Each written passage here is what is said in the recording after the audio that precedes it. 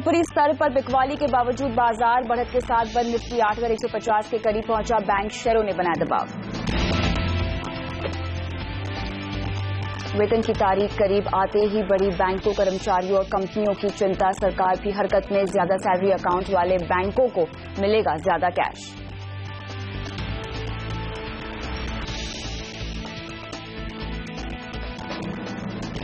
BJP के सांसदों और विधायकों को प्रधानमंत्री मोदी का आदेश। अमित शाह के पास जमा कराए। नोटबंदी के बाद खातों में लेन देन की जानकारी।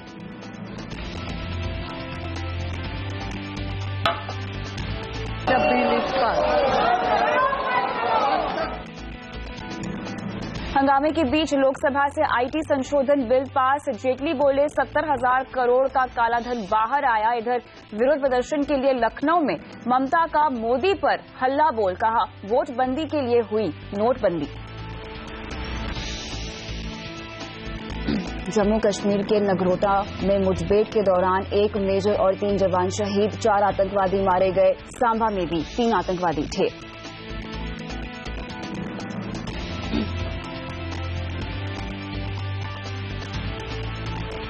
नमस्कार, स्वागत है आपका योर मनी में। मैं हूं कविता थपलियाल। आज हमारा फोकस है आपके इंश्योरेंस पर। देंगे आपके इंश्योरेंस से ही जुड़े हुए तमाम सवालों के जवाब, लेकिन साथ ही आज हमारा फोकस होगा कि कैसे आपको अपना हेल्थ कवर बढ़ाना चाहिए और वो भी कम प्रीमियम पर। देंगे इसके नुस्खे, लेकिन आइए सबसे पहले देखते हैं क्या है खास शो पर। महंगे हेल्थ इंश्योरेंस से है परेशान, हम बताएंगे कम प्रीमियम में ज्यादा कवर कैसे मिलेगा। इंश्योरेंस में निवेश के क्या है नुकसान। विदेश में रह रहे कामगार कौन सा इंश्योरेंस प्लान ले। इन तमाम मुद्दों पे होगा आज योर मनी का फोकस और आपके तमाम सवालों के जवाब देने के लिए हमारे साथ रुमटा सिक्योरिटीज के हर्षवर्धन रुमटा। हर्ष, आपका स्वागत है। शुरुआत करते हैं। हर्ष, अक्सर हम शो पर यही रेकमेंड करते हैं लोगों को कि बेसिक कवर अगर हेल्थ प्लान की बात करें तो 5 लाख का तो होना ही चाहिए। अगर आप फैमिली फ्लोटर लेना चाहते हैं तो लगभग 8 से 10 लाख का कवर आपको लेना चाहिए। लेकिन ऐसे में जिस तरह से हम मेडिकल खर्चों में बढ़ोतरी देख रहे हैं आजकल, इन्फ्लेशन यहाँ पर बहुत ज्यादा शूटअप हो रहा है। और दूसरा, चूंकि आपकी हेल्थ का मामला है, आपको पता नहीं कि आपको कितना इंश्योरेंस यहाँ पर एक्चुअली करवा कर रखना चाहिए। आप तैयार हो सकते हैं बट तैयार नहीं भी हो सकते एक तरह से। मुझे ये बताइए, क्या कोई जरिया है कि हम अपने इंश्योरेंस कवर को, हेल्थ इंश्योरेंस, हेल्थ प्लान के कवर को बढ़ाएं, लेकिन प्रीमियम का बोझ, जो कि एक बहुत बड़ा क्राइटेरिया होता है, वो ज्यादा ना पड़े हमारी जेब पर। कविता, आपने सही बताया कि हम बात कर रहे हैं फाइनेंशियल प्लानिंग का एक बहुत ही अहम हिस्सा होता है मेडिकल इंश्योरेंस। कारण यह है कि अगर कोई इंसान अच्छी हेल्थ नहीं रखते हैं तो वो बीमार, सेडेंटरी लाइफस्टाइल की वजह से जो उनका हेल्थ की जो इश्यूज होती हैं उनकी वजह से उनको हॉस्पिटलाइजेशन या कोई मेडिकल ट्रीटमेंट लेना पड़ सकता है। मान लीजिए कोई इंसान है जो बहुत अच्छी फिटनेस मेंटेन करते हैं, अपनी हेल्थ का ख्याल रखते हैं, लेकिन ऐसा नहीं है कि उनके साथ कोई हादसा नहीं हो सकता या ऐसी कोई बीमारी नहीं हो सकती जिसका हेल्थ से कोई लेना देना नहीं है। आप किस तरह के लाइफस्टाइल मेंटेन करते हैं उससे लेना देना नहीं होता है। कैंसर हो गया फॉर एग्जांपल। सो क्वेश्चन है कि मेडिकल कवर जो है वो हर इंसान को जरूरी है कि वो अपने पोर्टफोलियो में लें। अब सवाल उठता है कि हमें मालूम है मेडिकल इंश्योरेंस लेना है, बच्चों के लिए भी लेना है। आप 2-3 साल के बच्चे हैं उनके लिए भी मेडिकल जरूरत होती है। हाँ। ऐसा नहीं है कि सिर्फ जो एजेड होते हैं उन्हें वही बीमार पड़ते हैं। सो मेडिकल कवर आपको पूरे परिवार के लिए लेना है। अब सवाल उठता है कि मेडिकल कवर हम कितना लें। सो जो एक धारणा है वो ये है कि हम 5 लाख का कवर लेते हैं, हम 10 लाख का कवर लेते हैं। इससे ज्यादा लगभग हम अक्सर देखा गया लेते नहीं। उसके 2 कारण होते हैं कि हम समझते हैं 5 लाख रुपए का कवर सफिशिएंट है, और दूसरा कारण ये होता है कि अल्टीमेटली हमें प्रीमियम भरना है। हम चाहते हैं हम 50 लाख का 1 करोड़ का इंश्योरेंस ले लें, लेकिन हम इतना प्रीमियम क्योंकि भर नहीं सकते, क्योंकि हमारी दूसरी जरूरतें भी होती हैं। राइट। तो इन दोनों के बीच में एक सिचुएशन आती है कि 5 लाख रुपया कम पड़ता है।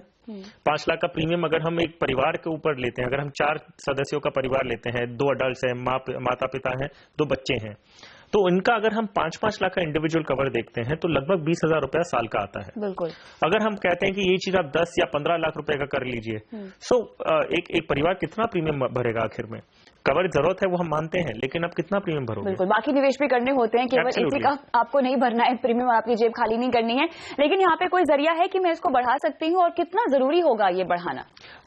कितना जरूरी है बढ़ाना, इसमें कोई डाउट नहीं है कि अगर आपको 25 लाख का कवर अगर मिलता है तो भगवान न करे कभी जरूरत पड़े, लेकिन अगर जरूरत पड़े भी तो आपके पास एक उतना अमाउंट होना चाहिए। क्योंकि आप कोई भी परिवार का सदस्य अगर हॉस्पिटल में भर्ती होता है या कोई इलाज करवाना है, ऐसा नहीं है कि आपके पैसे नहीं होंगे तो आप इलाज नहीं करवाएंगे, आप बोरो करेंगे किसी से या ऐसी कोई फाइनेंशियल सिचुएशन में उलझ जाएंगे जो आपको होना नहीं चाहिए।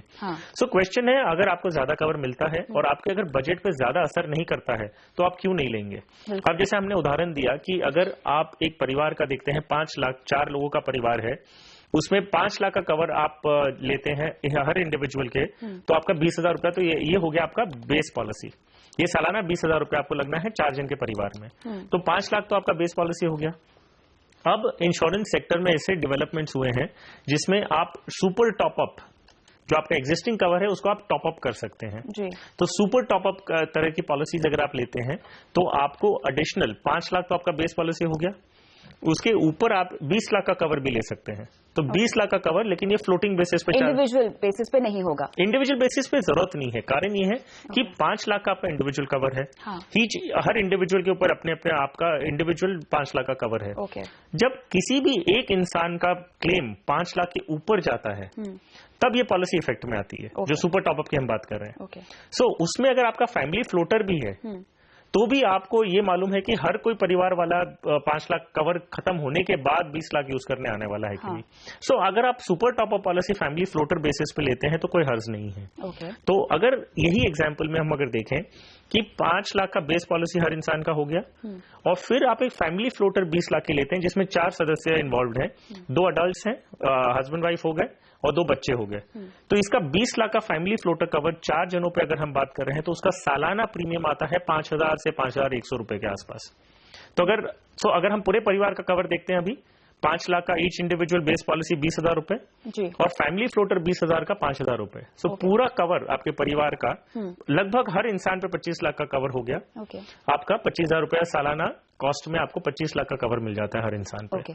मुझे ये बताइए कि अभी जो मैंने एक्स्ट्रा सुपर टॉपअप लिया है 20 लाख का, यहाँ पर अगर एक व्यक्ति के लिए मैंने ये रकम इस्तेमाल कर ली है, क्योंकि ये फैमिली फ्लोटर है, तो दूसरे व्यक्ति के लिए भी कवर अवेलेबल होगा या एक बार अगर एग्जॉस्ट हो गया तो हो गया?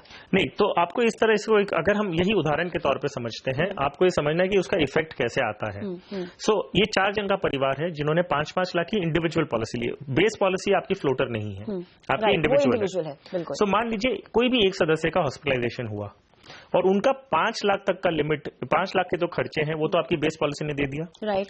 जब 5 लाख के ऊपर जाएगा तब फैमिली फ्लोटर 20 लाख का है। राइट। सो अगर यही सदस्य ने अगर पूरा 20 लाख यूज कर लिया, मतलब 5 लाख बेस यूज कर लिया और 20 लाख पूरा फैमिली फ्लोटर यूज कर लिया, तो बाकी सदस्यों के लिए वो 20 लाख की लिमिट बचती नहीं है। लेकिन प्रोबेबिलिटी की अगर हम बात कर रहे हैं तो प्रोबेबिलिटी ये है कि कितने सदस्य फिर बाकी, विच मीन्स के दूसरे सदस्य का भी अगर हॉस्पिटलाइजेशन होना है वो भी 5 लाख के ऊपर जाएंगे तब ये पॉलिसी के लिए उनको बेनिफिट नहीं मिल रहा है। लेकिन 5 लाख तक कवर उन्हें बेस पॉलिसी भी दे रही है। बिल्कुल, लेकिन यहाँ पर केवल इंडिविजुअल हेल्थ पॉलिसीज पर ही मुझे ये टॉपअप मिलता है या मैं फैमिली फ्लोटर पर भी ले सकती हूँ? नहीं, एक्चुअली अगर हम सुपर टॉपअप पॉलिसी अपने आप में समझें तो ये इनसे बेस पॉलिसी कुछ लेना देना नहीं है। ओके।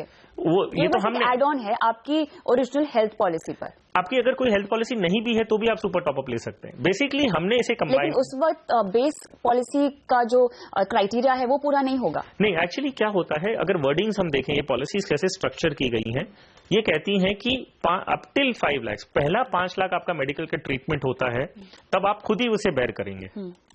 ठीक है। अगर 5 लाख के ऊपर साल में जाता है तब आप ये सुपर टॉपअप पॉलिसी के पास जाते हैं। तो विच मीन्स अगर आपकी बेस पॉलिसी बिल्कुल भी नहीं है तो 5 लाख तक का क्लेम आप खुद ही बेयर करेंगे, जो भी आपका खर्चा होगा वो आप खुद बेयर करेंगे। लेकिन आप क्योंकि खुद बेयर नहीं करना चाहते हैं तो आपने एक बेस पॉलिसी ले रखी है, तो आप बेस पॉलिसी ले या ना ले, आप सुपर टॉपअप पॉलिसी इंडिपेंडेंटली ले सकते हैं, जो कि मैं एक्सीडेंटल इंश्योरेंस पॉलिसी पे भी ले सकती हूँ, क्रिटिकल इलनेस पॉलिसी पर भी ले सकती हूँ। एब्सोल्युटली। सी एक्चुअली आप ये देखिए कि सुपर टॉपअप पॉलिसी एक इंडिपेंडेंट कवर है, उसकी आपकी बेस पॉलिसी कोई लिंक ही नहीं है। सो मान लीजिए हमने डिडक्टेबल, इसका जो एक्चुअल वर्ड है वो डिडक्टेबल, मान लीजिए मैंने एक पॉलिसी ली और मैं ऐसे समझता हूँ कि साल का 2 लाख या 3 लाख रुपए तक का जो खर्चा आता है वो मुझे पॉलिसी में जाना ही नहीं है, मैं खुद बेयर कर सकता हूँ। तो मैं क्या करता हूँ, एक सुपर टॉपअप पॉलिसी लेता हूँ जिसमें डिडक्टेबल 3 लाख का होता है। मैं ये कहता हूं कि 3 लाख तक का खर्चा साल में मैं खुद कर लूंगा, मुझे कोई भी इंश्योरेंस से क्लेम नहीं करना, लेकिन 3 लाख के अगर ऊपर जाता है तो शायद मुझे प्रॉब्लम हो सकती है। तब मैं ये सुपर टॉपअप लेता हूं, फर्स्ट 3 लाख तक का मैं खुद ही क्लेम, जो भी पेमेंट आता है हॉस्पिटल का मैं कर देता हूं। 3 लाख के ऊपर जाता है तब मैं ये सुपर टॉपअप पॉलिसी के पास जाऊंगा।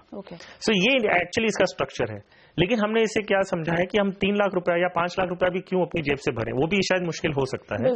तो हम एक 5 लाख की बेस वाली पॉलिसी ले लेते हैं और अगर पहला 5 लाख हम इस पे क्लेम करेंगे, जिस दिन 5 लाख खत्म हो गया हम सुपर टॉपअप से क्लेम कर लेंगे। सो हमारा टोटल कवर 25 लाख तक चला जाता है। अब अगर मेरा जो हेल्थ कवर है वो एक कंपनी का है, क्या उसी कंपनी का सुपर टॉपअप लेना होगा मुझे, या मैं किसी और कंपनी से भी ले सकती हूँ? आप एक्चुअली कोई भी कंपनी से ले सकती हैं। आपकी बेस पॉलिसी कंपनी ए के साथ हो सकती है और सुपर टॉपअप आपकी कंपनी बी के साथ हो सकती है। एक्चुअली दोनों का कोई लिंक नहीं है, लेकिन ऑपरेशनली अगर आप बात करें एक ही कंपनी हो तो बेटर है, क्योंकि आप क्लेम सबमिट करेंगे, मान लीजिए आपका 5 लाख के ऊपर क्लेम चला गया तो आप एक ही जगह सबमिट करेंगे तो आपका ओरिजिनल डॉक्यूमेंट्स एक जगह चला गया, आपको वहीं से फिर वेरीफाइड कॉपी लेके दूसरी जगह सबमिट करने की जरूरत नहीं है, क्योंकि एक ही कंपनी में सारे डॉक्यूमेंट्स हैं आपके। सो ऑपरेशनली कन्वीनियंट होता है, लेकिन प्रैक्टिकली ये पॉसिबल नहीं है, क्योंकि कई बार आपने देखा है कि आपकी बेस पॉलिसी ऑलरेडी पहले 5 साल 10 साल से चलती आ रही है, तो आप वो भी शिफ्ट नहीं कर सकते। लेकिन आप सुपर टॉपअप दूसरी कंपनी से ले सकते हैं और आपका क्लेम जब आता है ओरिजिनल डॉक्यूमेंट आप आपकी बेस पॉलिसी में सबमिट करेंगे, उनसे वेरीफाइड कॉपीज लेके आप सुपर टॉपअप में सबमिट कर सकते हैं। मैं क्लेम सेटलमेंट मुद्दे पर ही आ रही थी, क्योंकि यहाँ पर क्लेम सेटलमेंट को लेके बहुत ज्यादा कंफ्यूजन है दर्शकों के दिमाग में भी, और काफी टाइम कंज्यूमिंग भी होता है अगर हम कुछ चुनिंदा कंपनीज के तौर तरीकों पर जाए साफ तौर से। तो अगर हॉस्पिटल पूरी हो चुकी है और अगर कोई शख्स डिस्चार्ज हो रहा हो, तो जो भी प्रक्रिया होती है एक नॉर्मल हेल्थ प्लान या एक मेडिकल इंश्योरेंस आप लेते हैं, उसी के साथ साथ सुपर टॉपअप के लिए भी हमें सेम प्रक्रिया अपनानी होगी या इसके सेटलमेंट का तरीका अलग होगा? नहीं, तरीके की जो बेसिक रिक्वायरमेंट्स है वो सेम है। क्लेम की जो बेसिक रिक्वायरमेंट्स है, मान लीजिए कि आपका हॉस्पिटलाइजेशन हुआ, तो आपको दोनों कंपनियों को इन्फॉर्म करना है। आपको ये इन्फॉर्मेशन आपको उनको देनी है कि मैं हॉस्पिटल में भर्ती हूँ। बिल्कुल, ये तो आपको जो आपकी हेल्थ इंश्योरेंस कंपनी है उसको भी देना होगा और साथ ही सुपर टॉपअप की जो कंपनी है उसको भी देना होगा। एब्सोल्युटली, क्योंकि कारण ये है कि इंश्योरेंस कंपनी जानना चाहती है आप हॉस्पिटल में अगर उनको कोई वेरिफिकेशन कराना है, कुछ सर्वेयर भेजना है, तो उनको मालूम होना चाहिए। अच्छा, सुपर टॉपअप के लिए भी एक सर्वेयर आएगा? हो सकता है, कंपनी डिसाइड करती है कि उन्हें सर्वेयर अपॉइंट करना है कि नहीं, तो वो कब वो डिसीजन लेंगे जब आप उन्हें बताएंगे कि ये हुआ है। सो फर्स्ट स्टेप है कि आपको इन्फॉर्म करना है। दूसरा स्टेप है कि जो उसकी डॉक्यूमेंटेशन प्रोसेस है वो आपको फुलफिल करनी है। सो डॉक्यूमेंटेशन प्रोसेस क्या होती है कि ओरिजिनल आपको बिल जो रिपोर्ट्स हैं, आपकी जो रिपोर्ट्स हैं और जो भी प्रेस्क्राइब किया है डॉक्टर ने, वो सब आपको दोनों कंपनियों को भेजना होगा? नहीं, तो आप पहले बेस कंपनी को, बेस पॉलिसी को देंगे और वहां से आप सर्टिफाइड कॉपीज ले लेंगे। और वही चीज, क्योंकि आप 2 ओरिजिनल तो मिलते हैं नहीं, आपने एक कंपनी को सबमिट किया है और उनसे फिर आप सर्टिफाइड कॉपीज लीजिए और वही सर्टिफाइड कॉपीज कवरिंग लेटर के साथ में आप सुपर टॉपअप पॉलिसी के लिए देंगे। क्या ओरिजिनल्स मैंने यहाँ सबमिट किए हैं तो आपको मैं सर्टिफाइड कॉपीज दे रहा हूँ, तो आप सर्टिफाइड कॉपीज सुपर टॉपअप को देते हैं। और जो कंडीशंस होती है पॉलिसीज की कि मिनिमम 5 लाख तक, अगर आपने 5 लाख डिडक्टेबल लिया है तो 5 लाख के ऊपर का जो खर्चा होगा वो सुपर टॉपअप वाले देंगे। 5 लाख तक का जो खर्चा है वो आपकी बेस पॉलिसी देगी। और individual terms and conditions operate होते हैं। हाँ, मैं उसी पर आ रही थी। कभी ऐसा हुआ है कि सुपर टॉपअप ने कह दिया कि वो नहीं देना चाहते हैं पैसे? ऐसा नहीं हो सकता है? नहीं, बेसिकली क्या होता है कि अक्सर हमने देखा है कि पॉलिसी धारक जो होते हैं वो टर्म्स एंड कंडीशंस पहले नहीं पढ़ते हैं, वो नेचुरल है क्योंकि हर कोई इंसान हर डॉक्यूमेंट नहीं पढ़ता है। तो अगर आपने टर्म्स एंड कंडीशंस नहीं पढ़े और ऐसे कोई टर्म्स कंडीशंस में कोई आपके पास कोई ऐसा एक क्लॉज है जिसमें आपका क्लेम नहीं दिया जाना चाहिए, तो वो इंश्योरेंस कंपनी मना करती है। और एक्चुअली आपने सही कहा कि जो मेडिक्लेम का जो सब्जेक्ट है वो इतना उलझ चुका है, कि कंपनीज कभी मना कर देती हैं, फिर जो पॉलिसी धारक है उसे कंप्लेन करना पड़ता है, उसे ग्रीवियंस में जाना पड़ता है। तो ये एक्चुअली एक इशू है, लेकिन उसे सुलझाने के लिए, एक पॉलिसी धारक को सहायता करने के लिए इंश्योरेंस ऑम्बड्समैन का ऑफिस बनाया गया है। सो डेफिनेटली अगर ऐसा नहीं हो तो बेटर है, लेकिन अगर ऐसा होता भी है, भगवान न करे आपका कभी क्लेम रिजेक्ट होता है और आपको तकलीफ दी जाती है, तो एक ग्रीवेंस रिड्रेसल मैकेनिज्म है, बिल्कुल, जो आपको थोड़ा पेनफुल जरूर है, लेकिन एक प्रोसेस थोड़ा सा स्ट्रेस कभी भी कम होगा अगर आप एक ही कंपनी से दोनों तरह की पॉलिसीज ले लें, आपका हेल्थ प्लान भी और आपका सुपर टॉपर प्लान भी, ताकि एग्जीक्यूशन में कम से कम आसानी हो जाए। और यहाँ पर हम आपकी स्क्रीन पे फ्लैश भी कर रहे हैं वो तमाम इंश्योरेंस कंपनियां जिनके जरिए आप हेल्थ प्लान भी ले सकते हैं और साथ ही सुपर टॉपर प्लान भी ले सकते हैं। आपको हम बता रहे हैं यहाँ पर HDFC general insurance super topper plan है, बजाज आलियांज का भी टॉपअप प्लान है, New India top up mediclaim plan है, साथ ही United India super top up plan भी आप ले सकते हैं अगर आपको अपनी हेल्थ इंश्योरेंस पॉलिसी का कवर बढ़ाना है। इसी नोट पे रुकते हैं ब्रेक के लिए, लेकिन आगे इंश्योरेंस पे हमारा फोकस बना हुआ है, लेंगे आपके सवाल, बने रहें।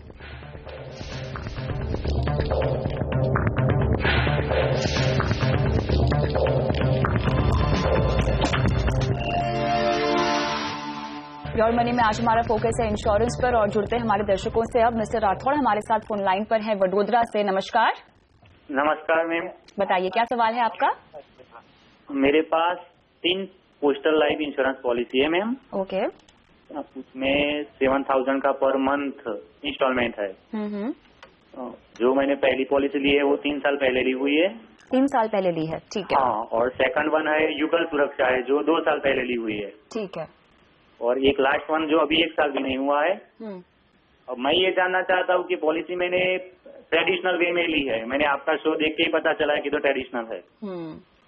तो इसके लिए मैं CNBC आवाज का आभारी हूँ। मुझे बताइए। चाहता हूँ जी, अच्छा लगा कि आपको अपनी गलती का पता चल गया है, लेकिन उसके अलावा क्या आपने अपने आप को फिर जिस इंश्योरेंस से कवर करना चाहिए क्या उससे कवर किया है? नहीं, अभी टर्म इंश्योरेंस नहीं लिया है मैंने। चलिए, आपकी ईयरली इनकम क्या है? 4 लाख। ओके, चलिए। और मैं अब चाहता हूँ कि म्यूचुअल फंड में इन्वेस्ट करूँ, तो क्या मैं ये पॉलिसी है उसको सरेंडर कर लूँ? 3 साल हो गए ना? ठीक है, चलिए बताते हैं आपको कि क्या करना चाहिए।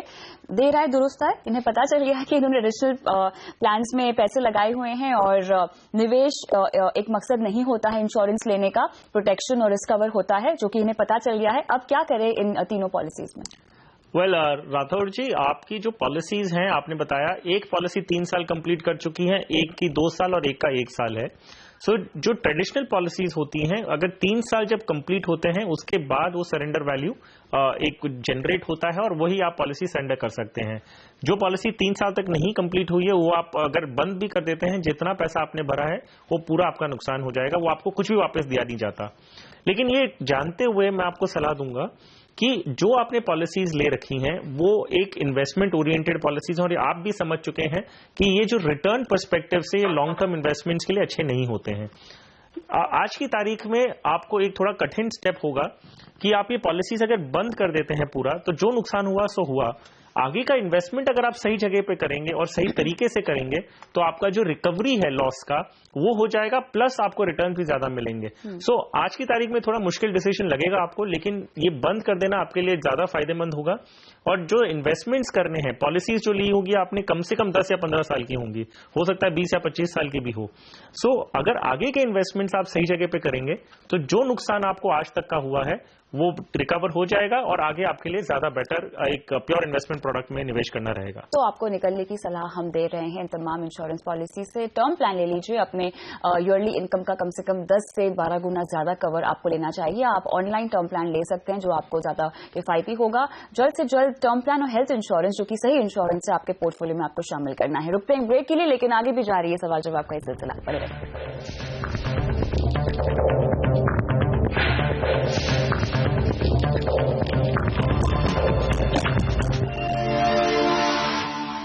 योर मनी में आज हमारा फोकस इंश्योरेंस पर है। अनुराग शर्मा का सवाल लेते हैं, ईमेल के जरिए पूछ रहे हैं कि टर्म प्लान लेना है, कैसे लें और कहां से लें। अनुराग, आपने हमें कुछ और डिटेल्स नहीं दी हैं, जैसे कि आपकी ईयरली इनकम क्या है, आपके परिवार में कौन कौन है, आप क्या करते हैं, आपकी उम्र क्या है। लेकिन चलिए आपके सवाल के जरिए टर्म प्लान की अहमियत क्या है और क्यों ये एक सही फॉर्म ऑफ इंश्योरेंस है, इसी का सवाल हम रखते हैं, यही सवाल रखते हैं हर्ष के सामने। हर्ष, अक्सर लोग योर मनी पर ये सवाल पूछते हैं कि अगर हमें टर्म प्लान लेना है तो उससे बेहतर हम म्यूचुअल फंड में क्यों ना निवेश करें।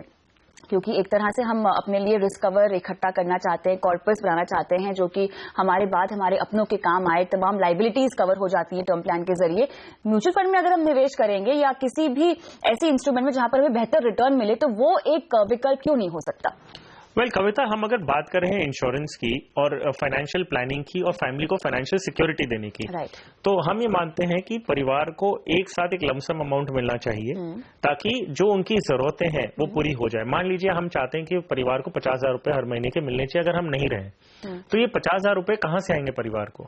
सो एक तरीका है, हम ये सोचते हैं कि अगर 1 करोड़ का आपका इंश्योरेंस है, वो 1 करोड़ रुपए आपके परिवार को आप नहीं है तब मिलते हैं, वो 1 करोड़ अगर वो बैंक में निवेश करते हैं तो उनका फिक्स्ड डिपॉजिट का जो इंटरेस्ट आता है वो लगभग 6% आज की तारीख में, जो 50,000 रुपए महीना हो गया। बिल्कुल। तो इसके लिए 1 करोड़ होना जरूरी है। अगर आपके पास 1 करोड़ है कोई प्रॉब्लम नहीं है, अगर 1 करोड़ नहीं है और ये चीज जरूरत आपको कल भी पड़ सकती है तो 1 करोड़ इकट्ठा होने में आपको कई साल लगेंगे, लेकिन ये जरूरी है कि आप जीवित रहेंगे उतने सालों के लिए। सो क्वेश्चन है कि 1 करोड़ रुपए की जरूरत आपको एज अर्ली एज टुमारो, हो सकता है कल भी आपकी जरूरत पड़ सकती है, कभी भी पड़ सकती है, और 1 करोड़ जमा करते हुए कितना साल लगने वाले हैं। सो क्वेश्चन है कि जो आप ये प्रोवाइड कर रहे हैं अपने आप परिवार के लिए, वो प्रोविजन ऐसा होना चाहिए कि जब कुछ हो जाए परिवार को तुरंत वो लमसम बड़ा अमाउंट मिल जाए, ठीक है, ताकि वो आगे की फाइनेंशियल जो रिक्वायरमेंट्स है उनकी वो पूरी हो सके। अनुराग ने डिटेल्स तो नहीं दी हैं हमें अपनी, लेकिन आप क्या रेकमेंड करेंगे इन्हें? वेल अगर टर्म प्लान आपका एक इंश्योरेंस में अगर तरीका इंश्योरेंस लेना है तो पहला और अच्छा तरीका यही है कि आप टर्म प्लान के जरिए एक एडिक्वेट कवर ले लें। सो एडिक्वेट कवर होता है कि आप 10 to 15 टाइम्स आपकी जो सालाना इनकम है उतनी ले लें, तो एक अच्छा जरिया होता है शुरू करने का। चलिए, इसी के साथ अनुराग, उम्मीद करते हैं कि सवाल का जवाब मिल गया होगा। बहुत बहुत शुक्रिया हर्ष आज शो पर आने के लिए। प्योर मनी में इतना ही, मुझे भी इजाजत दीजिए, लेकिन बने रहिए CNBC आवाज के साथ ही। नमस्कार।